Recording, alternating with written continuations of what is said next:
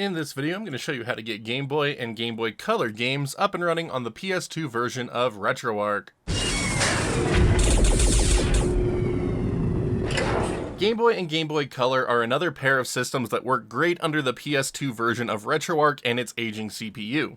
For the most part, the systems work really well, but you will encounter a number of visual glitches as you play through them. These glitches seem to be part of just the PS2 version of Retroarch in general, and I haven't been able to get rid of them personally with my setup. They might not be as big of an issue with you guys that are connected directly to a CRT, but for me they are present. But games are totally playable and for the most part look great. And thankfully Game Boy and Game Boy Color are very easy to get set up, so let's dive in. To get started with Game Boy and Game Boy Color emulation on the PS2 version of Retroarch, take your USB stick out of your PS2 and put it into your computer. And once that pops up, or you might need to open it manually, we could just go ahead and set that aside for a second. The next thing we're going to need is to source some Game Boy and Game Boy Color games. I do have a video on my channel showing you how to back up your own physical copies of Game Boy and Game Boy Color games if you have a transfer pack and an N64 EverDrive. It's not the most convenient method, but hey, it works. And if you have those tools already at your disposal, you can do it. It's pretty fun, and you can even dump the saves. It's really cool.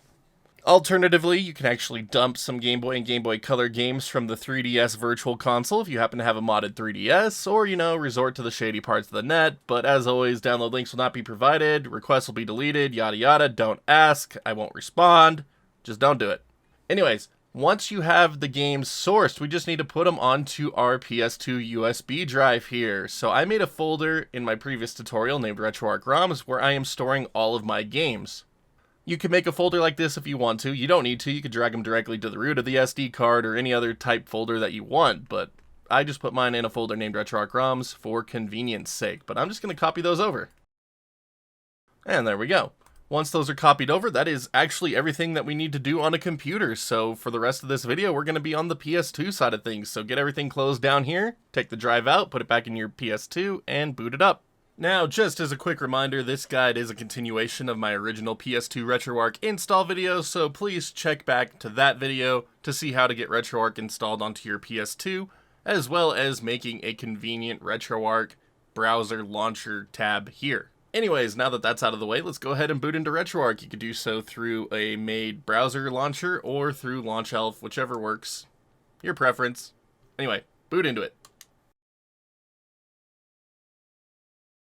And once Retroarch is booted, we are free to begin loading up our Game Boy and Game Boy Color games. And to do this, we could go down to Load Content, go to our USB drive, it will be listed under Mass.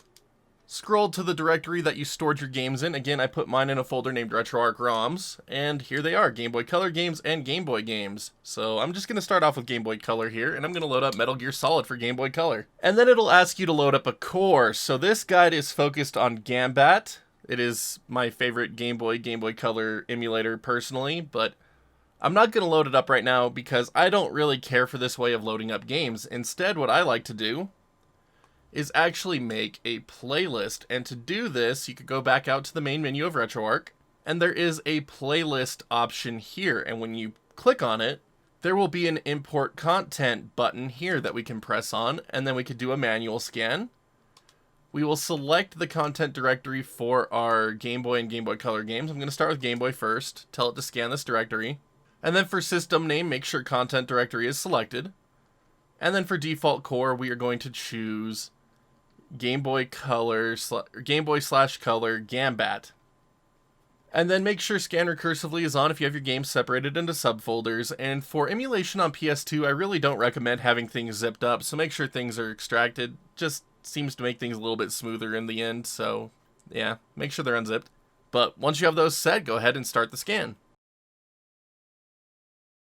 And once the scan has completed, let's go back up to our content directory, and let's go to the Game Boy Color games directory and tell it to scan that directory. And then everything is going to be set the same, it's going to be using Gambat, so we could just tell it to start the scan again. And once both scans have finished, if we press back, there will now be a new Game Boy Color games entry and Game Boy games entry here. And then I've previously covered an NES games tutorial, so we have an NES games listing here. But now when we click on either of these entries, it just brings us right to our Game Boy and Game Boy Color games. It's super convenient. But now to load it up, you just select it and then select Run. And there we go, Game Boy Color games up and running on a PS2. So fun. But as you can see, things are a little wonky in the aspect ratio department.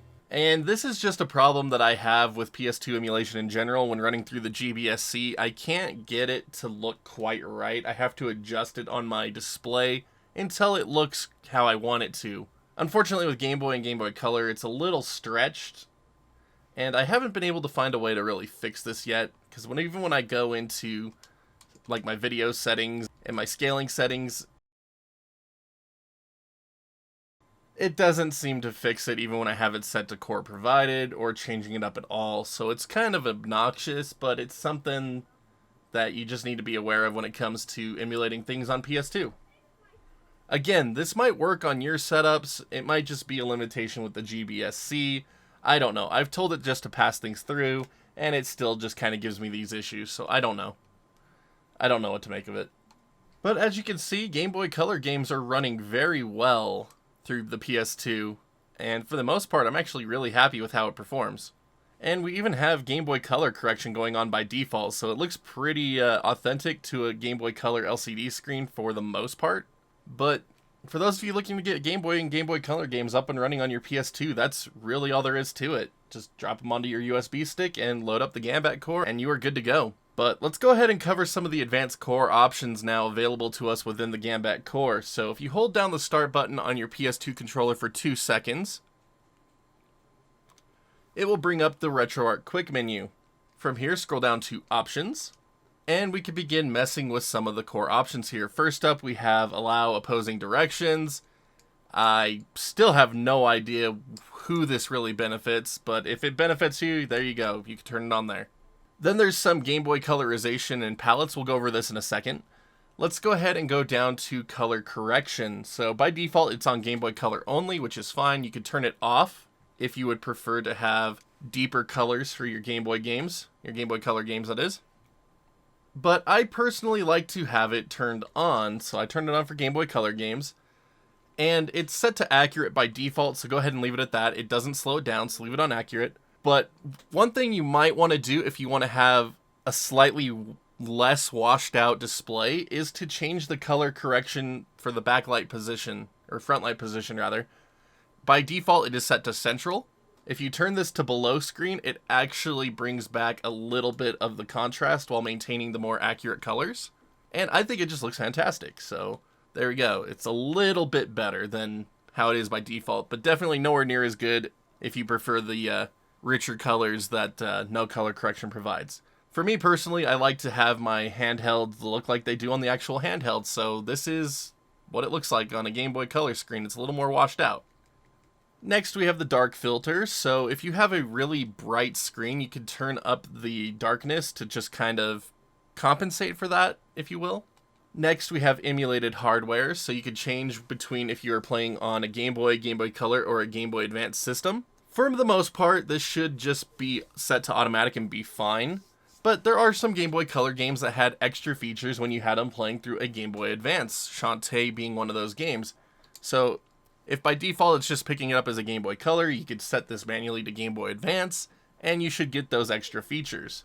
Next is using official bootloaders. If you put official bootloaders for the Game Boy or Game Boy Color into your RetroArch system folder, it will play those before starting a game. And next up, we have interframe blending, and I am really bummed out by this option on the PS2 because it unfortunately does not work. When you enable simple interframe blending, as you can see here, it is a little bit laggy now. Not too bad, but it just doesn't look quite right. And unfortunately, going for the full-on LCD ghosting effect, just, it's completely broken. And then if you turn it on accurate, this actually does fix it a little bit, but unfortunately also causes lag, messes up the colors, and just a lot of undesirable effects, so not really worth using. So unfortunately, for those of you out there who love to have the LCD ghosting effect for your handhelds like I do, it just does not work on a PS2. And next up we have gamepad rumble strength. So there were a couple of Game Boy Color games that had rumble features, and you can turn the rumble strength from 0 up to 10 for those. But now let's talk about the GB colorization. So these options are specific to when you're running Game Boy software, and for this I have a demonstration to use Link's Awakening, and by default I don't have any colorization on. But going back into my Retroarch quick menu, I can turn it on to Auto, Game Boy Color, Super Game Boy, Internal, or Custom. So if we have it set to Game Boy Color, it will play with how it would if it was just hooked up into a Game Boy Color. So that's usually like this red-green palette. Super Game Boy, if a game is Super Game Boy Enhanced, it will bring up its Super Game Boy Color palette like this. Or you could set it to Internal, and the Internal palette can be set with the Internal palette option here. Who'd have thought? But you could change it to like an original Game Boy. That way you get the nice shades of green here. So very authentic Game Boy experience. Or you could do it on a Game Boy Pocket, Game Boy Light, or you could choose the different Game Boy color palettes that it has available, as well as a bunch of different Super Game Boy Color palettes. And then there's even a bunch of interesting homemade ones if you are so interested in trying them out. So you want everything to be yellow? Here you go. This is how you make everything yellow. Look at that. But yeah, there are a ton of options available here. But for me personally, I like to have it set to either the Game Boy Pocket or the original Game Boy personally. I think it just is very authentic and makes me feel like I'm playing a Game Boy. If a game doesn't have Super Game Boy colorization, that is. But yeah, there we go. Looks really nice to me. But that's really going to do it as far as core options are concerned. Now, let's say you have some Game Boy games that you want to have look like an original Game Boy or a Game Boy Pocket or Super Game Boy, and you don't want to have that set for every game. You can actually save a per game configuration by going up to Manage Core Options and saving them as a game option. You will need to do this for every single Game Boy game that you want to have a separate config for, but this is how you would do it. If you just want to have one universal setup, you can actually go ahead and back out of this and go down to the overrides and save it as a core override. And there we go. But once you have those set, you're ready to really just start diving into Game Boy and Game Boy Color games. There's really nothing else left to set up for this system. So that's where we're going to call this video. As always, just a big thank you to every single one of you who tunes in to watch these tutorials. I really hope they are helping you out getting these things set up on your various systems. And as always, if you happen to have any questions, feel free to ask in the comment section below, and I will do my best to try to help you out. But now, if you could all do me a huge favor, and please be sure to hit that like or dislike button, just depending on how much you like today's tutorial on Game Boy and Game Boy Color emulation for the PS2. And if you haven't done so already, also be sure to hit that sub button so you can see when new videos just like this, as well as reviews and other random nonsense, go live. I have quite a bit of things on the channel, so I appreciate any of you spending even 1 minute here. If you'd like to further help support the channel, you can also check out that join button here on YouTube or the Patreon link in the bottom right hand corner of the screen. A little really goes a long way to keeping the place up and running, and I am just so grateful to all of you for that. And just another big shout out to all of my current champions who have just been with us for so long. Thank you guys so much. You are really keeping this place going. You have no idea. Just thank you. But that's really going to do it for this one. So until next time, my wonderful internet peeps, stay awesome, and we will see you all back next video.